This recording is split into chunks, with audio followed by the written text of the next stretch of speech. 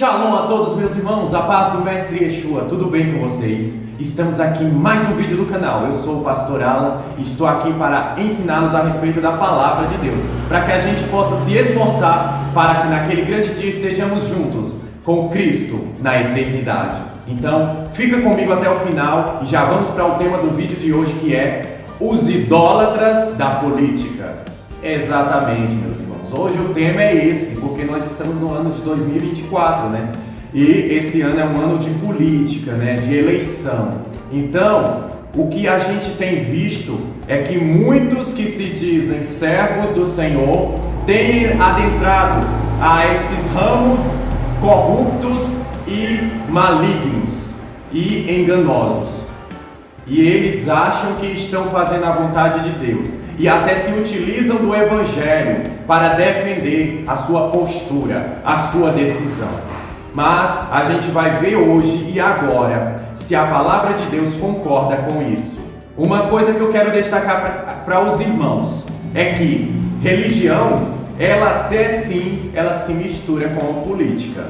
Mas evangelho verdadeiro e santo jamais vai se misturar com a política. Sabe por quê? Porque a gente tem que olhar para Cristo. E a gente viu que Cristo jamais se aliou. Ele respeitou sim, e ele aceitou a decisão que estava determinada aqui na terra, com a política do Império Romano. Mas ele jamais foi apoiador desse sistema corrupto e satânico da nossa sociedade. E a gente vê através do exemplo de Cristo, quando ele é apresentado a Pilatos. Pilatos assume que ele é o rei dos judeus. E Cristo apenas fala que é o que ele está dizendo. E que o reino dele não é deste mundo. Jesus jamais iria se utilizar de um sistema corrupto e satânico, dessas ferramentas diabólicas, para fundamentar o seu reino, porque o reino dele é espiritual, o reino dele é perfeito e é eterno.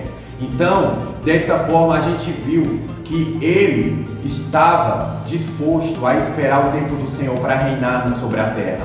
E na visão de Nabucodonosor, no seu sonho que Daniel interpreta, a gente viu através da estátua de Nabucodonosor os reinos da terra, que eles serão destruídos pela pedra, que é a pedra angular, o próprio Cristo, que ele vai destruir todos esses reinados temporários do homem e do diabo e vai reinar eternamente sobre a nossa terra, com justiça, com poder e autoridade. Agora, uma coisa, meus irmãos, que tem que se destacar aqui, é que a gente sim tem que obedecer e tem que prezar pelas nossas autoridades. A gente não pode se rebelar, como muitos criam esses movimentos contra o governo da terra. Porque a palavra de Deus nos fala que todo governo ele é instituído pelo Senhor. E é da permissão do Senhor que ele esteja no poder. Dessa forma, vamos ver o que fala em 1 Timóteo, capítulo 2, versículos 1 e 2. Antes de tudo, peço que se façam súplicas, orações, intercessões, ações de graça por todas as pessoas, pelos reis e pelas autoridades em geral, para que possamos levar uma vida calma e tranquila, com toda a piedade e dignidade. Então, a recomendação do Senhor é essa, que a gente deve aceitar aqueles que são colocados no poder, ainda que a gente não concorde com eles, com o seu posicionamento, mas a gente tem que respeitar, porque se eles foram instituídos foi porque o Senhor permitiu. E não para por aí. Agora no livro de Romanos, no seu capítulo 13, vamos ver o que fala acerca das autoridades. Cada um se submeta às autoridades constituídas, pois não existe autoridade que não venha de Deus, e as autoridades que existem foram estabelecidas por Deus. Portanto, quem se opõe à autoridade resiste à ordem de Deus, e tais rebeldes atrairão sobre si a condenação.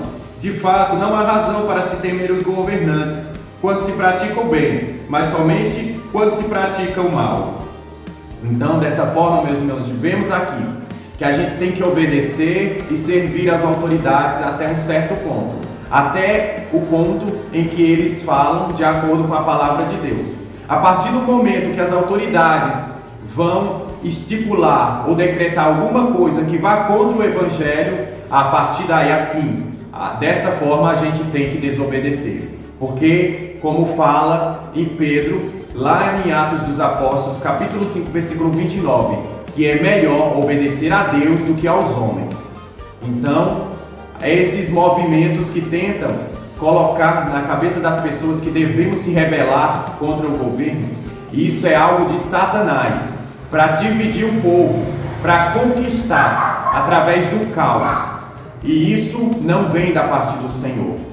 E tem aqueles que são os falsos profetas ou até falsos servos do Senhor, que vão se utilizar da palavra de Deus para entrar na política, né, para tentar um posto ou uma posição, um cargo de privilégio, né, de honra, que vão se utilizar que o Senhor colocou Daniel como governador da Babilônia, para dessa forma ajudar o rei.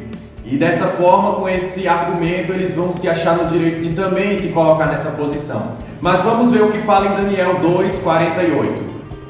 Então o rei promoveu Daniel à mais alta posição, deu-lhe uma quantidade enorme de presentes e fez dele o governador de toda a província de Babilônia e chefe geral de todos os sábios de Babilônia.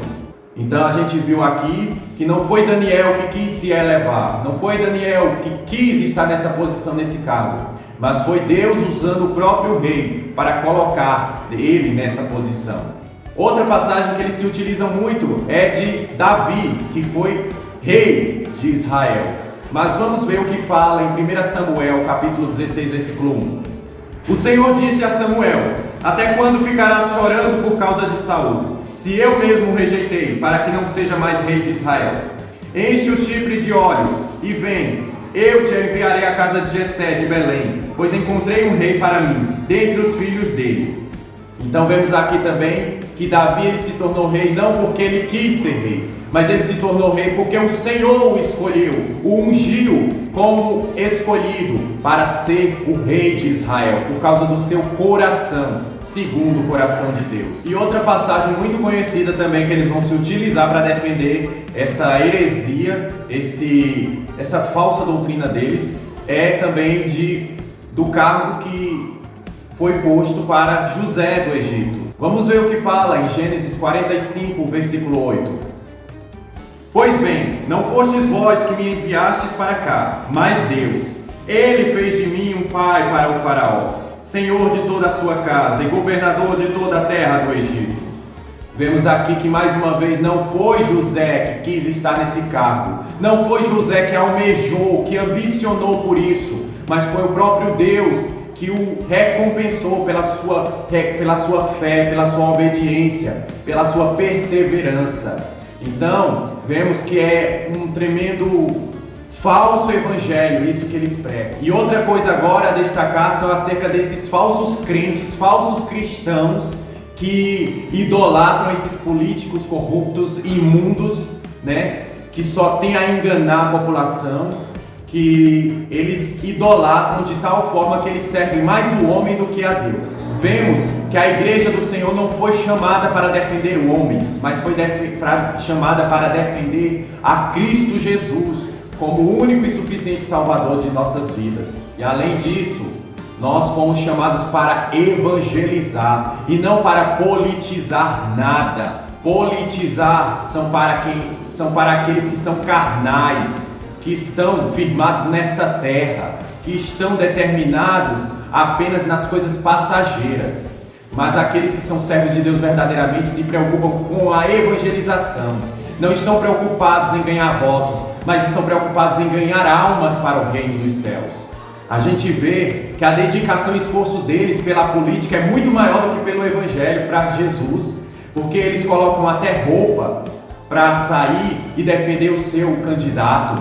Eles vão e entregam os seus santinhos, né? Podendo entregar os folhetinhos para evangelizar. Eles vão e tentam uma oratória toda para que o povo aceite aquele candidato, sendo que eles poderiam pregar a Jesus para as pessoas que perecem e que necessitam de uma cura, de uma libertação, que necessitam de Cristo como seu suficiente Salvador.